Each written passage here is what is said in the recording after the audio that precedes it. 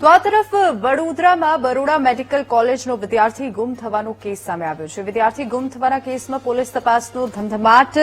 ગુમ વિદ્યાર્થી પારસ મકવાણા છેલ્લે રેલવે સ્ટેશન પર જોવા મળ્યો હતો અને રાપુરા પોલીસની તપાસમાં વિદ્યાર્થી રેલવે સ્ટેશન પર જોવા મળ્યો હતો અને સીસીટીવી પણ સામે આવ્યા. રેલવે સ્ટેશન પરથી વિદ્યાર્થી કઈ ટ્રેનમાં બેઠો તે દિશામાં પોલીસે તપાસ હાથ ધરી છે અને બનાસકાંઠાના ટુંઢી ગામનો વિદ્યાર્થી હોસ્ટેલમાંથી નીકળ્યા પછી લાપતા થઈ ગયો અને ગુમ વિદ્યાર્થી પારસ મકવાણા એક વિષયમાં નાપાસ થયો હોવાની વિગતો પણ સામે આવી છે.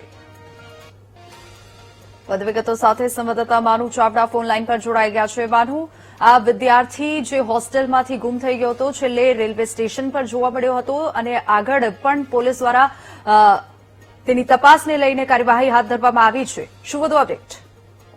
વિનેશ, આ વિદ્યાર્થી પારસ મકવાણા 27 તારીખથી ગુમ થયો છે. ત્યારથી જ એનો ફોન સ્વિચ ઓફ આવે છે.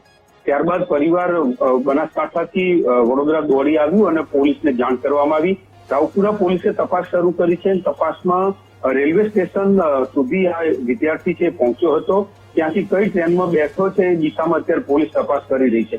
બનાસકાંઠાના ઢુંઢી ગામનો પારસ મકવાણા એમબીબીએસના છેલ્લા વર્ષમાં એક વિષયમાં ફેલ થયો હોવાની પણ વિગતો બહાર આવી રહી છે.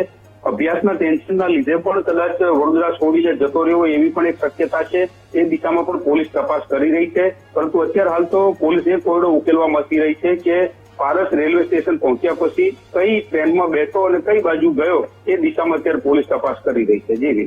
જી બિલકુલ માનો આભાર સમગ્ર માહિતી બદલ.